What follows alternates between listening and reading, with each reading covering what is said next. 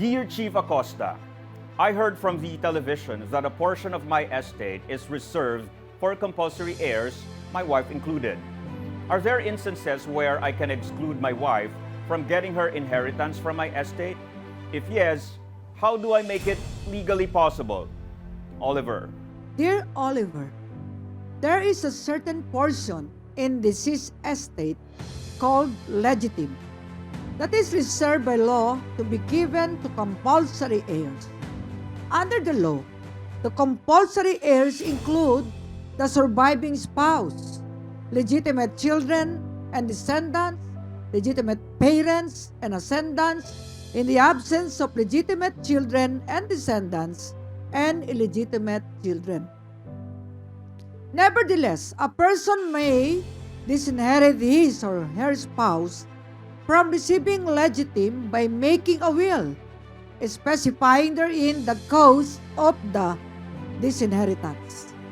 Under Article 921 of the new Civil Code of the Philippines, any of the following shall be a sufficient cause to disinherit your spouse, to wit. Any of the following shall be sufficient cause to disinherit your spouse. 1. When the spouse has been convicted of an attempt against the life of the testator, his or her descendants or ascendants. 2. When the spouse has accused a testator of a crime for which the law prescribes imprisonment for 6 years or more, and the accusation has been found to be false. 3. When the spouse by fraud, violence, intimidation, or undue influence causes the testator to make a will or to change one already made. 4. When the spouse has given cause for legal separation. 5. When the spouse has given grounds for the loss of parental authority. 6. Unjustifiable refusal to support the children or other spouse. Thus, to be valid, the disinheritance must be based on specific grounds.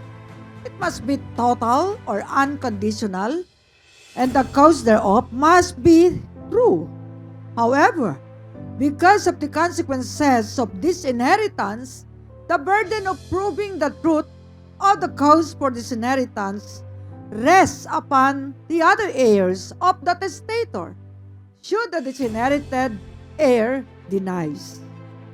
By applying the foregoing, you may disinherit your spouse and prevent her from receiving legitim from your estate if any of the above-mentioned grounds exist. To do that, you must execute a will, manifesting clearly your intention to disinherit her and the reason therefore.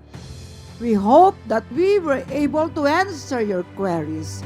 Please be reminded that this advice is based solely on the facts you have narrated and an appreciation of the same. Our opinion may vary when other facts are changed or elaborated.